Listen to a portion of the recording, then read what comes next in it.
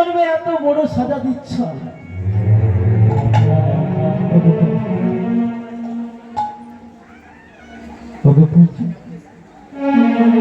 আমার জন্য দিতে হবে না প্রভু। দাও প্রভু, দাও, তোমার জন্য একটি সন্তান আমায় দাও প্রভু। সন্তান দাও গো প্রভু, তোমার সেবার আমার একটি সন্তান দাও গো প্রভু।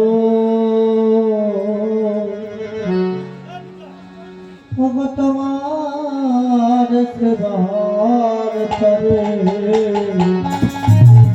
আমার একটি সন্তান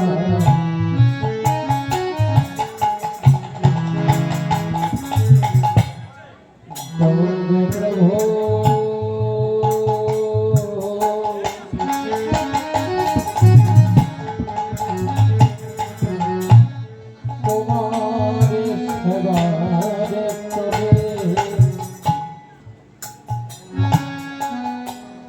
যেদিন আমি থাকিব না যাব বহু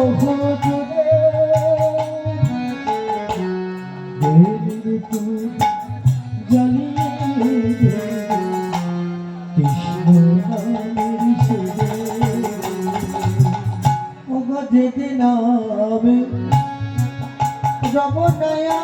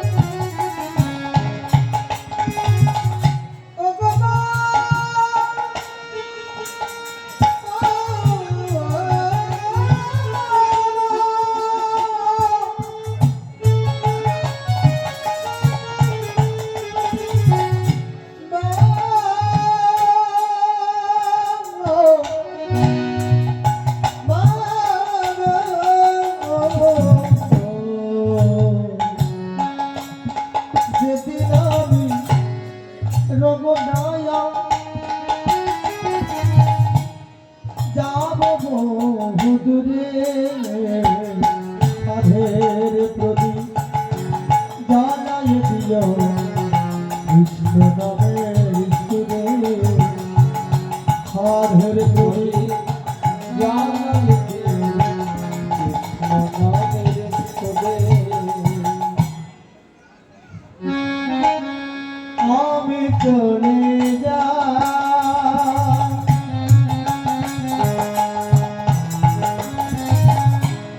শুধু বলে যা, আমি চলে যাই শুধু বলে যা, আমি চলে যাই।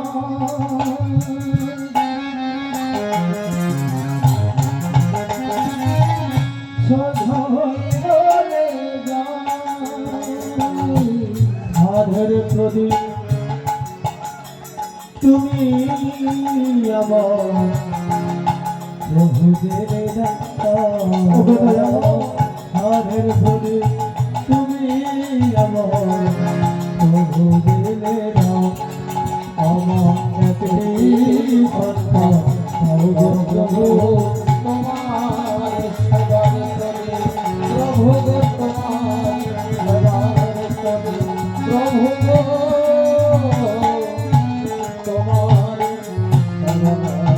প্রভু এমন সময় দ্বিজ ঘোষ মন্দিরের আড়াল থেকে মায়াবতী প্রভুর দুটি যখন চরণে জড়িয়ে ধরে বলছে, দ্বিজ ঘোষ বলছে, মায়াবতী মায়া, একই মায়া, একই বললে তুমি কি জানো না মায়া, ভগবানের কাছে কোনোদিন কোনো জিনিস চাইতে মায়া না চাইলে এত কিছু দে, রাখার জায়গা খুঁজে পাবে না গো। আর চাইলে তুমি কিছুই পাবে না। ওগো স্বামী, ওগো স্বামী, আমি তো আমার নিজের জন্য চাচ্ছি না স্বামী। ওগো স্বামী, তুমি বলো এমন কি অপরাধ করেছি তাই এ জন্মে আমার এত বড় সাজা দিয়েছে? মা গো, মায়ের মন্দিরে যখন নিত্য সেবার মধ্যে মায়াবতী লিপ্ত হয়, তখন প্রভুকে জড়িয়ে ধরে কাঁদছে আর মাথা ঠুকছে। ওগো প্রভু, আজ তুমি কথা বলো প্রভু, তুমি না কথা বললে আমি এই দেহ আর রাখবো না।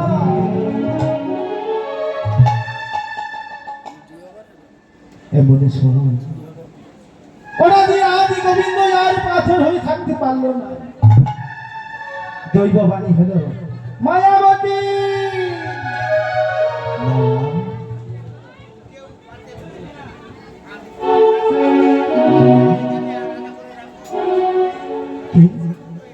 কে তুমি? মায়া, তোর পূজায় আমি সন্তুষ্ট হয়েছি মায়া। বল মায়া, তুই আমার কাছে কি চাস? তুমি এসেছো, তুমি তো সবই জানো প্রভু, তবু কেন বলো আমায় এত দূরে সরিয়ে আছো? যদি আশীর্বাদ দিলে আমায় একটি সন্তান দাও প্রভু, আমি আর কিছু চাই না তোমার কাছে। সন্তান চাস তোমায়, সন্তান তুই পাবি, কিন্তু পরজন্মে তোর স্বামীর যে এক অভিশাপ, সন্তান তোর গর্ভে আসার সঙ্গে সঙ্গে তোর স্বামীর মৃত্যু হবে না। তুমি বলো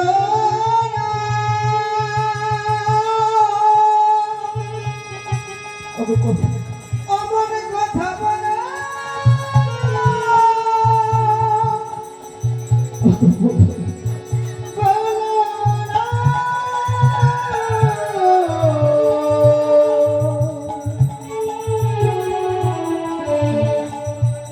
তুমি আমার কথা বলো